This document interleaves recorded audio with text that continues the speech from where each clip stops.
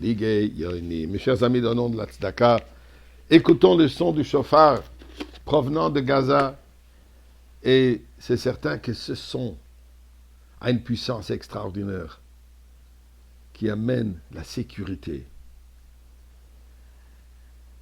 la délivrance des otages. Ribbon Shel Olam, fais-le déjà aujourd'hui.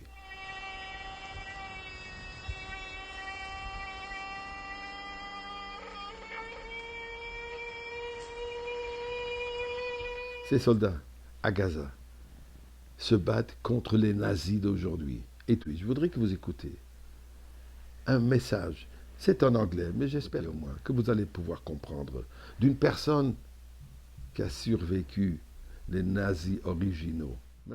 My name is Ella Blumenthal, a survivor of Majdanek, Auschwitz, and Bergen-Belsen. I am now 103 years old, and there are a few things that I know. I know what it means to lose your whole family just because they are Jewish. I know what it means to survive on just one piece of bread a day. I know what it means to try and live just one more day in the hope that tomorrow will be better than today. I know what it means to never give up, no matter what. Some say that my survival is due to the irony of fate. But I know that Hashem has always been at my side, both then and now. In this month of Elul, I feel His presence stronger than ever.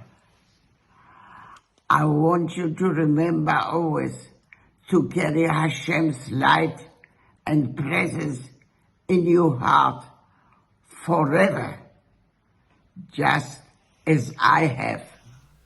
Parmi les choses que nous devons faire à la veille de Rosh Hashanah est de s'assurer que les téphilines qu'on porte soient cachères, de faire vérifier par un sofer, un scribe.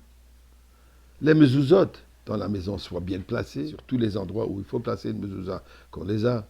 Et aussi qu'elles sont cachères et aussi qu'elles sont bien placées. Écoutez une histoire que le rabbin Yisroel Mangel, qui est le shliach, l'émissaire du rabbi dans la ville de Cincinnati, Ohio. Et voilà ce qu'il dit. Pendant un certain temps, j'ai eu des problèmes de gorge au point que je pouvais à peine parler ou même chuchoter. Cela a duré quelques jours et j'ai dû annuler tous mes cours et rendez-vous parce que je ne pouvais plus parler. Après avoir consulté plusieurs médecins, il est apparu que la seule solution était une intervention chirurgicale pour réparer ma gorge. Je devais voir le médecin le lundi matin. Motzei Shabbat, samedi soir, avant ce lundi, ma fille se rendait à New York. J'ai donc décidé d'envoyer mes mezuzot avec elle pour qu'elles soient examinées par le rabbin Raskin, qui est un des sofrim à New York. Lorsque j'ai sorti les mezuzot, j'ai remarqué que l'une d'entre eux était à l'envers. Le shin était en bas au lieu d'en haut. Mais je les ai envoyés à New York pour les faire vérifier. Le lendemain matin, je suis allé à la synagogue. Je suis habituellement le chazan, celui qui dirige les prières, mais j'avais encore mal à parler. Plus tard, quand je suis rentré chez moi, ma femme était là et j'ai commencé à parler. À ma grande surprise, ma voix était redevenue normale. J'ai même demandé à mon épouse si elle m'entendait, et elle m'a répondu par l'affirmative. Elle était également perplexe, car la veille encore, elle ne m'entendait pas du tout. Lundi, je suis allé quand même voir le chirurgien, comme prévu.